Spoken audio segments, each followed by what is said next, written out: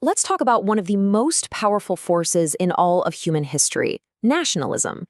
It's a really big idea, right? It's something that can build a nation from the ground up, but it can also be the very thing that tears it apart. It's a real double-edged sword that shapes our world, so let's get into it.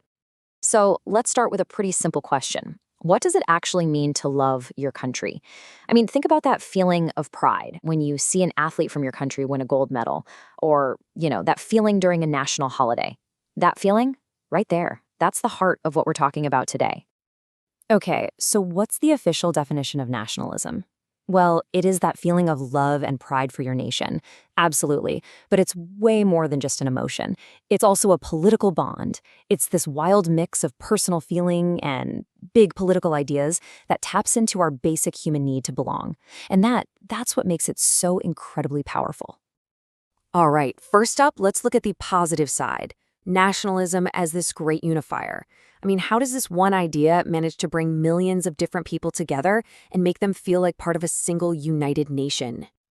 Well, these are the big ones. Think of it like a recipe for belonging. You've got a shared language that you all speak, a collective history you learn about in school, a unique culture you share. Now, when you mix all that with a really powerful desire to be free and rule yourselves, boom! You've got all the ingredients for a really strong national identity. And this really gets to the core of it. For a nationalist, just sharing a culture isn't quite enough. No, they believe that their nation deserves to be independent. It deserves to be strong on the world stage. It's all about self-determination. And you can see this drive for independence all throughout history. Look at the French Revolution. Suddenly, you had a nation of citizens, not just subjects of a king. Or think about the Indian freedom struggle. That was totally fueled by a national identity demanding self-rule. In both of these cases, and so many others, nationalism was this incredible force for liberation. And the results of this kind of unity can be just incredibly positive. When people feel that shared identity, that shared purpose, it inspires them to cooperate. They build things, they create things, they work together to make their whole country better. It's like everybody's rowing in the same direction. But, and this is a really big but, this is where the whole story gets a lot more complicated. Because the very same force that unites people can also be the thing that divides them. Let's dig into how this powerful idea becomes such a double-edged sword. This really captures the tension perfectly, doesn't it? On one side, you have that power to unite, to create a national identity, to get everyone working together. But if you take it to an extreme, that very same identity can sour into a really dangerous us versus them mentality. And that love for your own nation can twist into hostility towards others, sometimes leading to absolutely devastating conflicts and wars. And this brings us to probably the most important question of all. How do we tell the difference? Where is the line between a healthy pride in your country and a dangerous, aggressive nationalism that sees every other nation as an enemy? Where exactly is that line?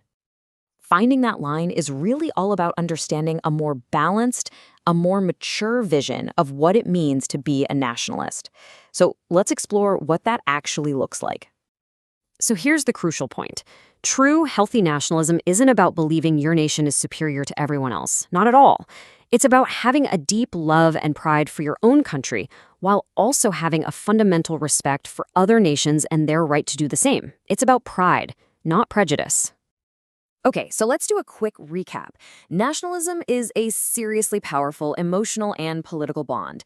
At its best, it unites people for amazing things like freedom and progress. But at its worst, it can lead to terrible, destructive conflict. The real key is to balance that love for your own country with a genuine respect for everyone else. And that leaves us with one final thought to take with you. Knowing what we know now, the big challenge for all of us is this.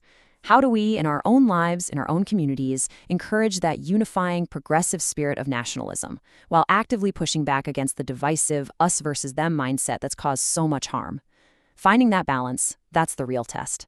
Thanks for thinking it through with me.